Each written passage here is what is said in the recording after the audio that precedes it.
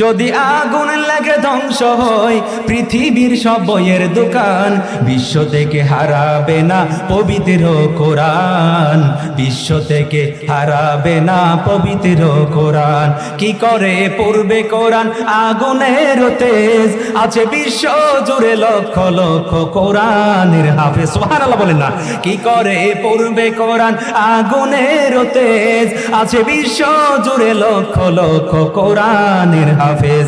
তারা সাজাইবে আসমানি গ্রন্থ, বাঁচাইব ইসলামের মান, বিশ্ব থেকে হারাবে না পবিত্র কোরআন, বিশ্ব থেকে হারাবে না পবিত্র কোরআন।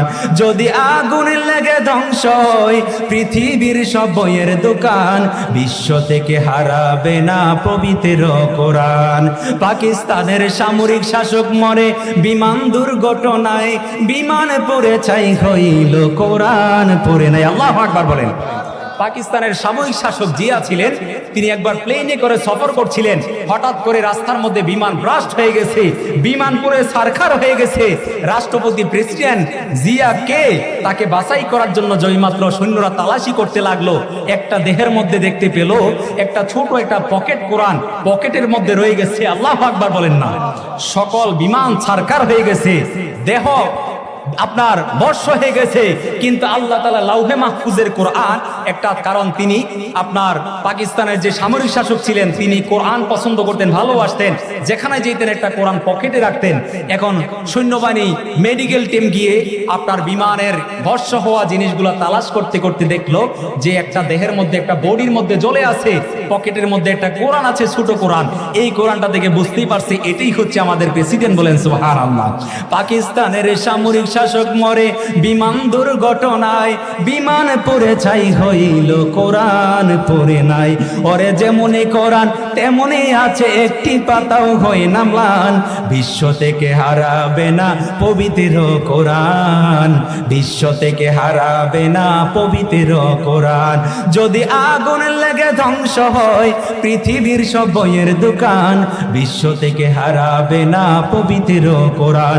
একটু আওয়াজ দিকে আল্লাহু আকবার বলতেন না? ও বন্ধুরা আমার, কোরআন এমন একটা গ্রন্থ যেই নবীর প্রতি নাজিল হয়েছে তিনি যেমন শ্রেষ্ঠ, কোরআন গ্রন্থ হিসেবেও শ্রেষ্ঠ। যেই কোরআনের একটা আয়াত, একটা হরকত কিয়ামত পর্যন্ত পরিবর্তন হবে না। বলেন সুবহানাল্লাহ। ভাইয়ের আমার, বলছিলাম ওই শাম দেশের সিরিয়ার ইহুদি পাত্রী প্রত্যেক শনিবারে তাওরাত কিতাব থেকে কিছু অংশ পাঠ করে তার কওমের মানুষদেরকে সতর্ক করে। বলেন সুবহানাল্লাহ।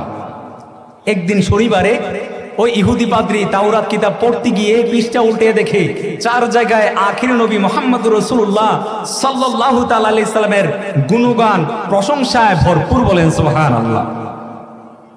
ও ভাইয়ারা আমার, বাবারা আমার, ইহুদি পাদ্রী শনিবারের দিন যেই মাত্র তাওরাত কিতাব পাঠ করা শুরু করলেন, লক্ষ্য করে দেখলেন 4 পৃষ্ঠার মধ্যে আপনার আমার নবীর গুণগান দিয়ে ভরা রয়েছে। বলেন সুবহানাল্লাহ। এবার ওই ইহুদি পাদ্রীটা সহ্য করতে পারলো না। কারণ হচ্ছে কি, তাওরাত কিতাব হচ্ছে মূসা নবীর প্রতি। ওই ইহুদি চিন্তা করলো তাওরাত কিতাব হচ্ছে আমার নবী মূসা নবীর প্রতি নাজিলকৃত কিতাব, এই কিতাবের মধ্যে আখির নবীর নাম আমি সহ্য করতে পারলাম না। বলেন নাউজুবিল্লাহ।